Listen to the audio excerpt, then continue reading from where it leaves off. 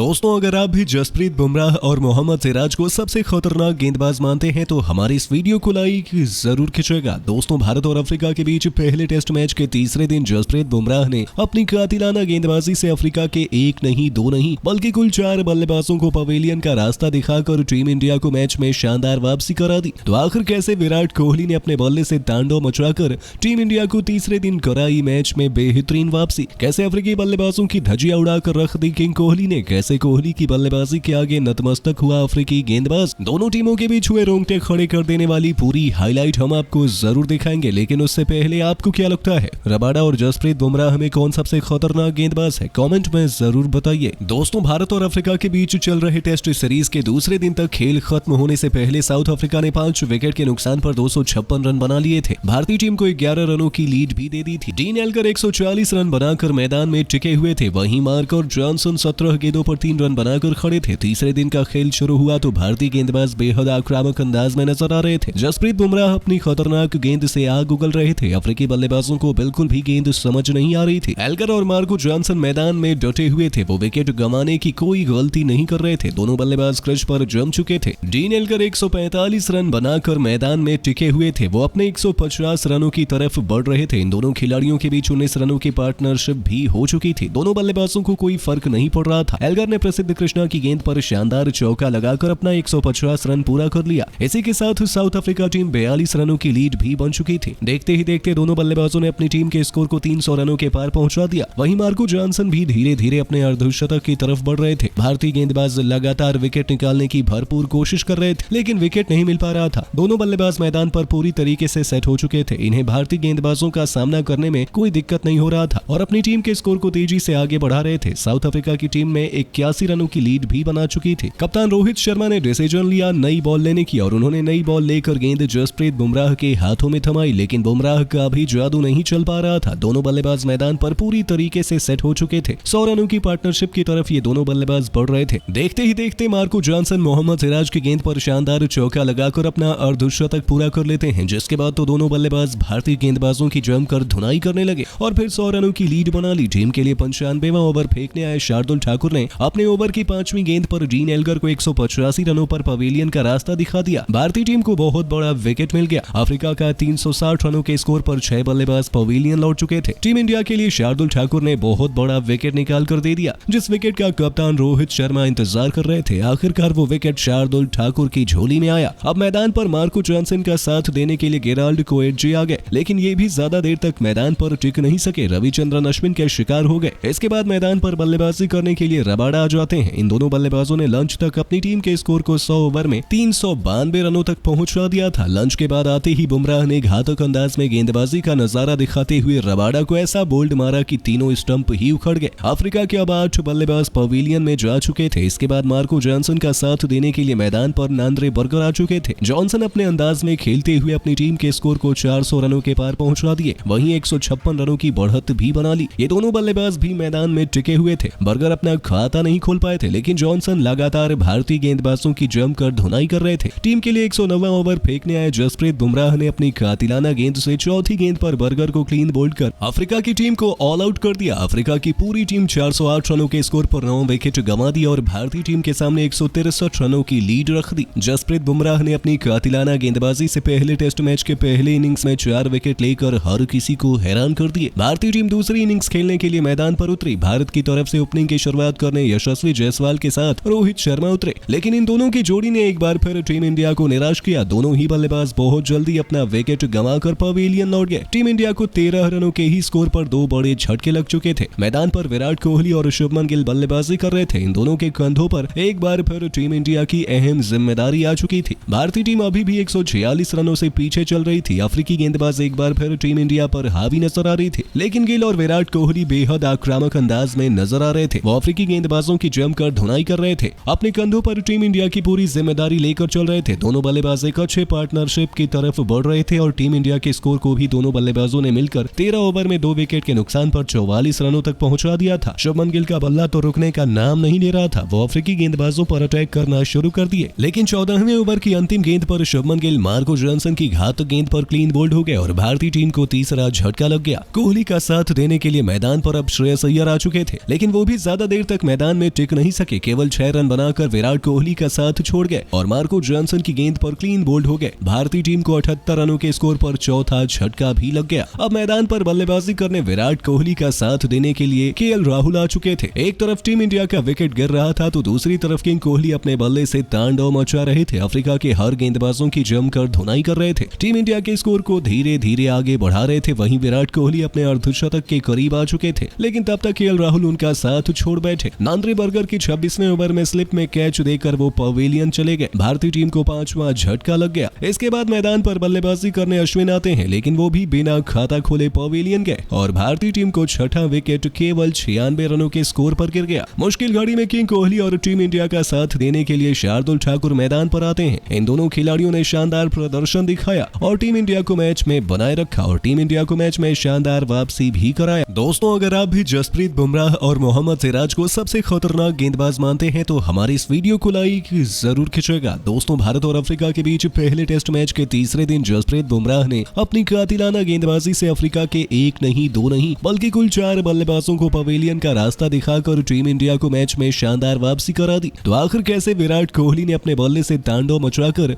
Team India को तीसरे दिन कराई मैच में बेहतरीन वापसी, कैसे अफ्रीकी बल्लेबाजों की धज्जियां उड़ाकर रख दी किंग कोहली ने, कैसे कोहली की बल्लेबाजी के आगे नतमस्तक हुआ अफ्रीकी गेंदबाज, दोनों टीमों के बीच हुए रोंगटे खड़े कर देने वाली पूरी हाईलाइट हम आपको जरूर दिखाएंगे। लेकिन उससे पहले आपको क्या लगता है, रबाडा और जसप्रीत बुमराह में कौन सबसे खतरनाक गेंदबाज है? कमेंट में जरूर बताइए। दोस्तों, भारत और अफ्रीका के बीच चल रहे टेस्ट सीरीज के दूसरे दिन तक खेल खत्म होने से पहले साउथ अफ्रीका ने 5 विकेट के नुकसान पर 256 रन बना लिए थे। भारतीय टीम को 11 रनों की लीड भी दे दी थी। डीन एल्गर 140 रन बनाकर मैदान में टिके हुए थे। वहीं मार्को जॉनसन 17 गेंदों पर 3 रन बनाकर खड़े थे। तीसरे दिन का खेल शुरू हुआ तो भारतीय गेंदबाज बेहद आक्रामक अंदाज में नजर आ रहे थे। जसप्रीत बुमराह अपनी खतरनाक गेंद से आग उगल रहे थे। अफ्रीकी बल्लेबाजों को बिल्कुल भी गेंद समझ नहीं आ रही थी। एल्गर और मार्को जॉनसन मैदान में डटे हुए थे। वो विकेट गंवाने की कोई गलती नहीं कर रहे थे। दोनों बल्लेबाज क्रीज पर जम चुके थे। डीन एल्गर 145 रन बनाकर मैदान में टिके हुए थे। वो अपने 150 रनों की तरफ बढ़ रहे थे। इन दोनों खिलाड़ियों के बीच 19 रनों की पार्टनरशिप भी हो चुकी थी। दोनों बल्लेबाजों को कोई फर्क नहीं पड़ रहा था। एल्गर ने प्रसिद्ध कृष्णा की गेंद पर शानदार चौका लगाकर अपना 150 रन पूरा कर लिया। इसी के साथ साउथ अफ्रीका टीम 42 रनों की लीड भी बन चुकी थी। देखते ही देखते दोनों बल्लेबाजों ने अपनी टीम के स्कोर को 300 रनों के पार पहुंचा दिया। वहीं मार्को जॉनसन भी धीरे धीरे अपने अर्धशतक की तरफ बढ़ रहे थे। भारतीय गेंदबाज लगातार विकेट निकालने की भरपूर कोशिश कर रहे थे, लेकिन विकेट नहीं मिल पा रहा था। दोनों बल्लेबाज मैदान पर पूरी तरीके से सेट हो चुके थे। इन्हें भारतीय गेंदबाजों का सामना करने में कोई दिक्कत नहीं हो रहा था और अपनी टीम के स्कोर को तेजी से आगे बढ़ा रहे थे। साउथ अफ्रीका की टीम में 81 रनों की लीड भी बना चुकी थी। कप्तान रोहित शर्मा ने डिसीजन लिया नई बॉल लेने की और उन्होंने नई बॉल लेकर गेंद जसप्रीत बुमराह के हाथों में थमाई, लेकिन बुमराह का भी जादू नहीं चल पा रहा था। दोनों बल्लेबाज मैदान पर पूरी तरीके से सेट हो चुके थे। 100 रनों की पार्टनरशिप की तरफ ये दोनों बल्लेबाज बढ़ रहे थे। देखते ही देखते मार्को जॉनसन मोहम्मद सिराज की गेंद पर शानदार चौका लगाकर अपना अर्धशतक पूरा कर लेते हैं, जिसके बाद तो दोनों बल्लेबाज भारतीय गेंदबाजों की जमकर धुनाई करने लगे और फिर 100 रनों की लीड बना ली। टीम के लिए 95वां ओवर फेंकने आए शार्दुल ठाकुर ने अपने ओवर की 5वीं गेंद पर डीन एल्गर को 185 रनों पर पवेलियन का रास्ता दिखा दिया। भारतीय टीम को बहुत बड़ा विकेट मिल गया। अफ्रीका का 360 रनों के स्कोर पर 6 बल्लेबाज पवेलियन लौट चुके थे। टीम इंडिया के लिए शार्दुल ठाकुर ने बहुत बड़ा विकेट निकाल कर दे दिया, जिस विकेट का कप्तान रोहित शर्मा इंतजार कर रहे थे। आखिरकार वो विकेट शार्दुल ठाकुर की झोली में आया। अब मैदान पर मार्को जॉनसन का साथ देने के लिए गेराल्ड कोएटजे आ गए, लेकिन ये भी ज्यादा देर तक मैदान पर टिक नहीं सके। रविचंद्रन अश्विन के शिकार हो गए। इसके बाद मैदान पर बल्लेबाजी करने के लिए रबाडा आ जाते हैं। इन दोनों बल्लेबाजों ने लंच तक अपनी टीम के स्कोर को 100 ओवर में 392 रनों तक पहुंचा दिया था। लंच के बाद आते ही बुमराह ने घातक अंदाज में गेंदबाजी का नजारा दिखाते हुए रबाडा को ऐसा बोल्ड मारा कि तीनों स्टंप ही उखड़ गए। अफ्रीका के अब 8 बल्लेबाज पवेलियन में जा चुके थे। इसके बाद मार्को जॉनसन का साथ देने के लिए मैदान पर नांद्रे बर्गर आ चुके थे। जॉनसन अपने अंदाज में खेलते हुए अपनी टीम के स्कोर को 400 रनों के पार पहुंचा दिए। वहीं 156 रनों की बढ़त भी बना ली। ये दोनों बल्लेबाज भी मैदान में टिके हुए थे। बर्गर अपना खाता नहीं खोल पाए थे, लेकिन जॉनसन लगातार भारतीय गेंदबाजों की जमकर धुनाई कर रहे थे। टीम के लिए 109वां ओवर फेंकने आए जसप्रीत बुमराह ने अपनी कातिलाना गेंद से चौथी गेंद पर बर्गर को क्लीन बोल्ड कर अफ्रीका की टीम को ऑल आउट कर दिया। अफ्रीका की पूरी टीम 408 रनों के स्कोर पर 9 विकेट गंवा दी और भारतीय टीम के सामने 163 रनों की लीड रख दी। जसप्रीत बुमराह ने अपनी कातिलाना गेंदबाजी से पहले टेस्ट मैच के पहले इनिंग्स में 4 विकेट लेकर हर किसी को हैरान कर दिए। भारतीय टीम दूसरी इनिंग्स खेलने के लिए मैदान पर उतरी। भारत की तरफ से ओपनिंग की शुरुआत करने यशस्वी जायसवाल के साथ रोहित शर्मा उतरे, लेकिन इन दोनों की जोड़ी ने एक बार फिर टीम इंडिया को निराश किया। दोनों ही बल्लेबाज बहुत जल्दी अपना विकेट गंवाकर पवेलियन लौट गए। टीम इंडिया को 13 रनों के ही स्कोर पर 2 बड़े झटके लग चुके थे। मैदान पर विराट कोहली और शुभमन गिल बल्लेबाजी कर रहे थे। इन दोनों के कंधों पर एक बार फिर टीम इंडिया की अहम जिम्मेदारी आ चुकी थी। भारतीय टीम अभी भी 146 रनों से पीछे चल रही थी। अफ्रीकी गेंदबाज एक बार फिर टीम इंडिया पर हावी नजर आ रही थी, लेकिन गिल और विराट कोहली बेहद आक्रामक अंदाज में नजर आ रहे थे। वो अफ्रीकी गेंदबाजों की जमकर धुनाई कर रहे थे, अपने कंधों पर टीम इंडिया की पूरी जिम्मेदारी लेकर चल रहे थे। दोनों बल्लेबाज एक अच्छे पार्टनरशिप की तरफ बढ़ रहे थे और टीम इंडिया के स्कोर को भी दोनों बल्लेबाजों ने मिलकर 13 ओवर में 2 विकेट के नुकसान पर 44 रनों तक पहुंचा दिया था। शुभमन गिल का बल्ला तो रुकने का नाम नहीं ले रहा था। वो अफ्रीकी गेंदबाजों पर अटैक करना शुरू कर दिए, लेकिन 14वें ओवर की अंतिम गेंद पर शुभमन गिल मार्को जॉनसन की घातक गेंद पर क्लीन बोल्ड हो गए और भारतीय टीम को तीसरा झटका लग गया। कोहली का साथ देने के लिए मैदान पर अब श्रेयस अय्यर आ चुके थे, लेकिन वो भी ज्यादा देर तक मैदान में टिक नहीं सके। केवल 6 रन बनाकर विराट कोहली का साथ छोड़ गए और मार्को जॉनसन की गेंद पर क्लीन बोल्ड हो गए। भारतीय टीम को 78 रनों के स्कोर पर चौथा झटका भी लग गया। अब मैदान पर बल्लेबाजी करने विराट कोहली का साथ देने के लिए केएल राहुल आ चुके थे। एक तरफ टीम इंडिया का विकेट गिर रहा था तो दूसरी तरफ किंग कोहली अपने बल्ले से तांडव मचा रहे थे। अफ्रीका के हर गेंदबाजों की जमकर धुनाई कर रहे थे। टीम इंडिया के स्कोर को धीरे धीरे आगे बढ़ा रहे थे। वहीं विराट कोहली अपने अर्धशतक के करीब आ चुके थे, लेकिन तब तक केएल राहुल उनका साथ छोड़ बैठे। नांद्रे बर्गर की 26वें ओवर में स्लिप में कैच देकर वो पवेलियन चले गए। भारतीय टीम को 5वां झटका लग गया। इसके बाद मैदान पर बल्लेबाजी करने अश्विन आते हैं, लेकिन वो भी बिना खाता खोले पवेलियन गए और भारतीय टीम को छठा विकेट केवल 96 रनों के स्कोर पर गिर गया। मुश्किल घड़ी में किंग कोहली और टीम इंडिया का साथ देने के लिए शार्दुल ठाकुर मैदान पर आते हैं। इन दोनों खिलाड़ियों ने शानदार प्रदर्शन दिखाया और टीम इंडिया को मैच में बनाए रखा और टीम इंडिया को मैच में शानदार वापसी भी कराया।